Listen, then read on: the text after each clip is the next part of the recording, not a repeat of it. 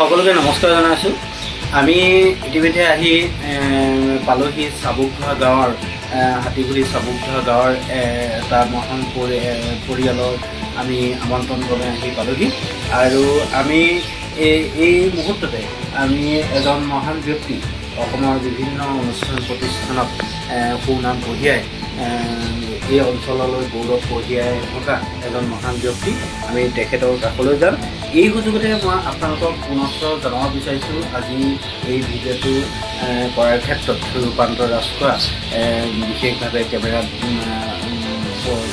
ব্যস্ত হৈ থাকিবলৈ লগা হেতুকে আমি তেখেতক এই ভিডিঅ'টো দেখাব পৰা নাই। গতিকে আমি পোনপ্ৰথমে আমি এই মহান ব্যক্তিজনৰ কাষলৈ যাওঁ। তোমাক নমস্কাৰ জ্ঞাপন কৰিছোঁ।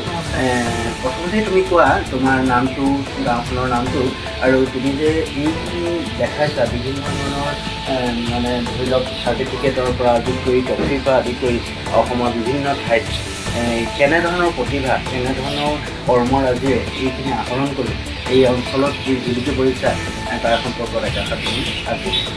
হয়, নমস্কাৰ। মোৰ নাম অম্লানজ্যোতি বৰা। মই কটন বিশ্ববিদ্যালয়ৰ পৰা ৰাজনীতি বিজ্ঞান বিভাগত স্নাতকোত্তৰ ডিগ্ৰী সম্পূৰ্ণ কৰিছোঁ। প্ৰতিভা বুলি ক'বলৈ গ'লে বিভিন্ন ধৰণৰ সৰুৰ পৰাই সাংস্কৃতিক সাহিত্য ক্ষেত্ৰত জড়িত হৈ থকা হয় আৰু সৰু সৰু কিছুমান ইয়াতে তাৰ যি এচিভমেণ্ট বুলি ক'ব পাৰি আৰু তাৰ যি প্ৰমাণ পত্ৰ ইয়াৰো পুৰস্কাৰসমূহ ইয়াতে আছে। লগতে দেউতাৰো আছে, দাদাৰো আছে। এয়া হৈছে ফৰকাটিং কলেজত অনুষ্ঠিত কবিতা আবৃত্তি প্ৰতিযোগিতাৰ শ্ৰেষ্ঠ প্ৰতিযোগী হৈছিলোঁ মই। বৰ্ষটো পাহৰিলোঁ, ইয়াতো লিখা থাকিব পাৰে।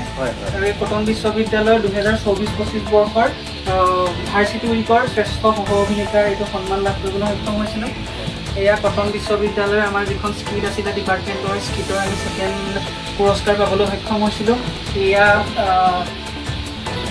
মৰাণৰ Tai Ahom institute of Tai studies and ৰিচাৰ্চে অনুষ্ঠিত কৰা সদৌ অসম ভিত্তিত আন্তঃ বিশ্ববিদ্যালয় আৰু মহাবিদ্যালয়ৰ পৰ্যায়ত অনুষ্ঠিত কৰা তৰ্ক প্ৰতিযোগিতাত শ্ৰেষ্ঠ দলৰ সন্মান লাভ কৰিবলৈ সক্ষম হৈছিলোঁ। আৰু ইয়াত প্ৰায় বিভিন্ন ধৰণৰ মোৰ সৰুৰ পৰা চাৰ্টিফিকেটসমূহ আছে, প্ৰমাণ পত্ৰসমূহ স্কুলৰ পৰা আৰম্ভ কৰি বিশ্ববিদ্যালয় পৰ্যায়লৈকে। আৰু এয়া দেউতা 2018 বৰ্ষত জিলা ভিত্তিক কৃষি শিক্ষকৰ সন্মান লাভ কৰিছিলে, ইয়াৰ তাৰ প্ৰমাণ পত্ৰ। সেয়া দাদাৰ হাইস্কুল উচ্চতৰ মাধ্যমিক পৰীক্ষাৰ যি সম্বৰ্ধনা জনাইছিলে তাৰ প্ৰমাণ পত্ৰ আৰু বিভিন্ন ধৰণৰ ইয়াত প্ৰমাণ পত্ৰ আছে। আৰু সকলোখিনি চিনাকি কৰি দিবলৈ এতিয়া হয়তো সময়তো অসুবিধা হ'ব পাৰে। ধন্যবাদ। এইখিনি যেতিয়া তুমি ইমান ধুনীয়া এটা প্ৰতিভা, তোমাৰ ইমান ধুনীয়া এটা গৌৰৱ এই অঞ্চললৈ কঢ়িয়াই আনিছা, তোমাৰ কেনেকুৱা লাগে এইবিলাক যেতিয়া তুমি পোৱা, যেতিয়া তোমাক দান দিয়ে, অজস্ৰ মানুহৰ মাজত তোমাক যেতিয়া বঁটাটো দিয়ে, তোমাৰ অনুভৱ কেনেকুৱা লাগে? অনুভৱটো খুবেই ভাল লাগে। নিজৰ প্ৰতিভাটো আচলতে বিকাশ কৰিবলৈ পালে সকলোৱে ভাল পায় আৰু মোৰ তেনেকৈ ভাল লাগে। আচলতে নিজৰ সৰুৰ পৰা যিখিনি কাম শিকি গৈছোঁ সেইখিনি মানুহৰ মাজত কৰিবলৈ পালে ভাল লাগে। আৰু এনেধৰণৰ মানে প্ৰমাণ পত্ৰ বুলি নহয়, যিসমূহ স্বীকৃতিয়ে আৰু তেনেকুৱা ধৰণৰ কাম কৰি যাবলৈ উৎসাহ যোগায়।